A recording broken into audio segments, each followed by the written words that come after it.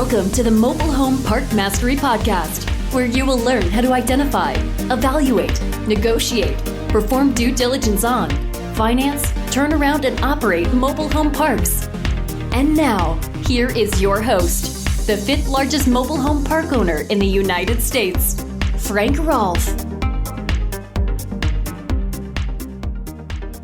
A few days ago, my beloved Dodge Challenger, the one that I've driven across America many times, drove 100,000 miles in one single year driving mobile home parks, was stolen. Stolen in a spot you would never anticipate, stolen at a moment you would not think possible. So I thought it was about time we talk again in a new Lawless America of how to best protect your community from crime. This is Frank Rolfe, the Mobile Home Park Mastery Podcast. There's probably nothing worse that can happen to somebody in America today than to have a criminal act happen against them, but yet it's so common, so frequent. It's become so much of the American narrative. So the question is, what can you do to better protect your community in a new lawless America where crime is rampant? Well, the first thing it is to have a zero tolerance policy on crime. Now, how do you do that? Well, it's an attitude. You're not going to allow crime to occur in your mobile home park. You know that it's wrong and it's bad for your residents. And you say to yourself and everybody else, no, we're drawing a line in the sand. We are not going to allow crime to occur. So you have to first arm yourself by understanding the laws of what you can and cannot do when it comes to residents and crime. Not crime coming in from the outside, but crime that often happens inside the community. Often when you buy a turnaround park, you inherit a bunch of people, often which are not really good for the overall community. People who engage in petty theft, they could engage in sales of illicit substances, things that are not really good, obviously, for your community at large. And you have to know what the laws are to non-renew their leases. You need to know what the laws are as far as reaching out to the police on behaviors. You just generally have to be an expert on crime. But once you know what the rules are, you need to stick with them. Many moms and pops had wonderful mobile home parks, and they let them fall into rack and ruin because they never understood what you could or could not do, and their fear of not knowing what you could do made them very tolerant of crime. People would do bad things. They wouldn't do anything about it. The problems would fester. The good residents would ultimately run off to find someplace safer to live, and they'd be stuck with these people and the people who they attract. So it's number one important to just say to yourself and tell your manager and everyone else, no, we are not going to tolerate crime in this property. Number two, you need to weaponize against crime those hundreds and thousands of eyes staring out of the windows throughout the mobile home park with only a 911 call a second away.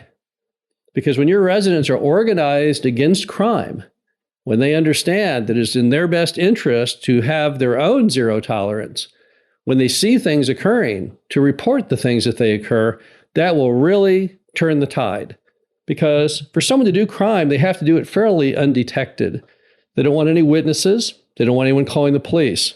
And in your mobile home park, high density as it is, you've got one of the best alarm systems going, and that is just people looking out their windows, seeing cars pull in, hearing noises.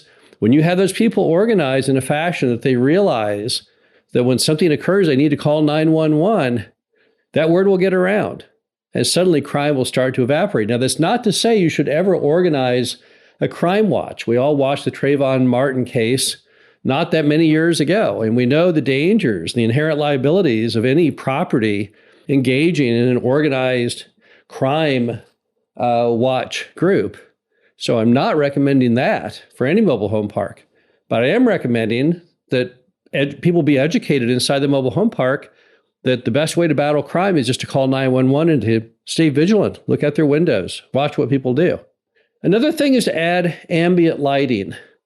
So how do you do that? Well, if you go out to your mobile home park at night, you will see there are some parts that have virtually no lighting at all. And we all know that having no lighting is not good for crime, or not having lighting is not good for crime prevention. Obviously, the absence of lighting is what every criminal would like to see. Now, the good news is you can beat back those ambient lighting deficiencies by installing security lighting, which you can do in one of two ways. One is to have your power company put big security lights on your existing telephone poles, if possible, or you can augment that with solar-powered security lights. These streetlights are solar. They look great both day and night. We've been a big fan, put them in a lot of properties. The beauty is you don't have to wire them. Oftentimes, park owners let certain areas of the park go dark because they didn't want to spend the money to run the wires over to make them light. However, with solar, that's no longer an issue. So I would go out to your property at night and look around and say, okay, now wait, that area has very low ambient light. I need to fix that. Now, don't make it too bright. We're trying to fight crime here. We're not trying to fight sleep. Many of your residents will not appreciate having lights pouring through their windows at night, keeping them awake. So make sure you're doing it for the right reason. People like to have a very low ambient light. That low ambient light gives them a feeling of security. And at the same time, it allows them to feel better when getting their mail or going out to their car, maybe even taking a walk around the block. Also, you want to remove any amenity that draws others to your property that are not residents. Once had a giant fight in a mobile home park, and it happened out at a basketball court. And when the police got done arresting everyone, they found not one person on the basketball court lived in the mobile home park. That's a total fail. That's not an amenity that you want. You don't want an amenity that is used by others who don't live in the mobile home park. All amenities are to be just for your residents. This is private property. If you observe people coming in from the outside using your amenity, that's a big problem. There's no reason to do that. You're inviting the potential for crime. So make sure that you don't create amenities that do that. Now, the good news is mostly the amenities that attract people from the outside are expensive, and that's why they go there. But through supply and demand, there's more demand than there is a supply, so people will therefore seek out to utilize amenities that they shouldn't be in because it's private property, and they know that. The best amenities in mobile home parks are traditionally things like picnic tables and outdoor grills, simple amenities that people from the outside typically will not come in because they have those plentifully all the way around them. You can also put a curfew on common areas if that is allowed in your state, city, and county. We've had cases where we have improved the quality of life with residents, eliminated congregations of people, and making noise at night simply by putting a curfew on those areas. I leave it up to you for what that curfew time might be. It might be 10 p.m. That might be appropriate, might be a little earlier, maybe a little later based on your circumstance. But check and see if you can put a curfew on that amenity such that you can stop people congregating, stop the potential for crimes, noise, and those kinds of issues, if that is allowed by law. Also, sometimes a good community owner can make their property even better by improving the fencing to keep people out. Now, there was a case of a mobile home park we once had down in Texas, and this park had constant petty crime. People were going in and stealing things out of yards and causing all kinds of mayhem. And you could see where they came in from. They came in from the back of the property. How did we know this? Well, there was a chain link fence back there, and they had basically cut holes in the chain link. So that's where they came in. Well, how do you battle that? Well, we constructed a solid metal wall. I know it's been the subject of debate in America. I'm not sure why, that somehow walls don't work to stop people from going through areas. Well, that's of course nonsense. And any park owner knows that. If you want to stop people from going into your property at night, erect a wall, a metal wall. That strong metal wall that you can build, that metal fence, is one in which you can't always stop people from coming through because you can't afford it. So check out the price tag of how many linear feet you have to run to make it possible. But fencing is often a very good idea. Even if it's as simple as chain link, if you denote your property line, that will make people not go into the property because they know they are then on private property and subject to you calling the police. But fencing has always been and will always remain a great idea. Now, in the event that you have crime and you need to eradicate it from the property, let's say you buy a turnaround park and there's already all kinds of crime issues. So one of the best ways to eliminate crime is simply by hiring and utilizing off-duty police. Now, why would an off-duty police be an effective tool to eradicate crime? Well, because you're effectively bringing the police into areas where they don't have typically the time to spend unless you're paying for it.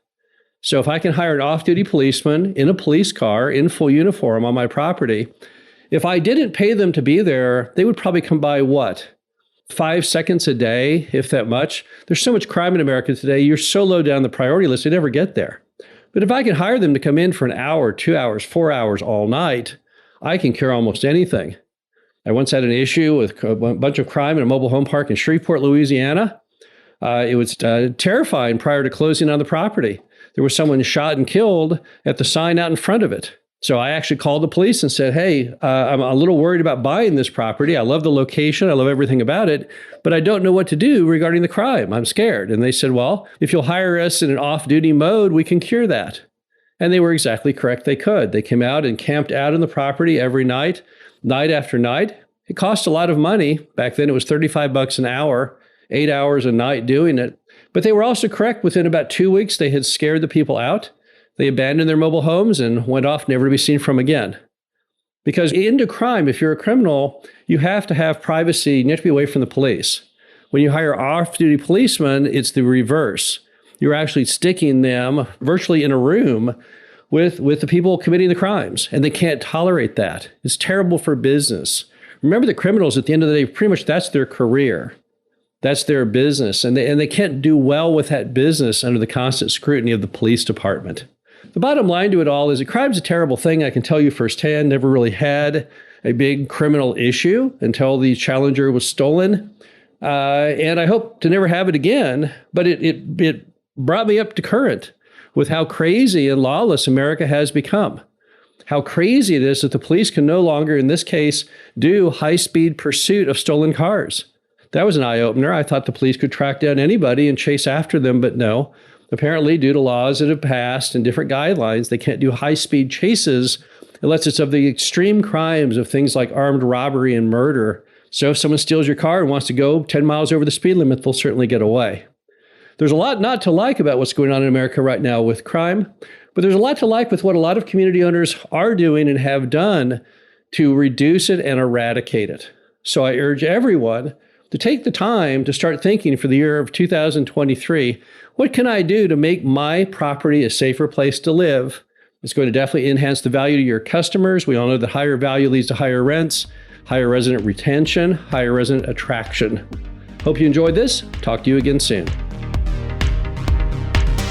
Thank you for listening to the Mobile Home Park Mastery Podcast.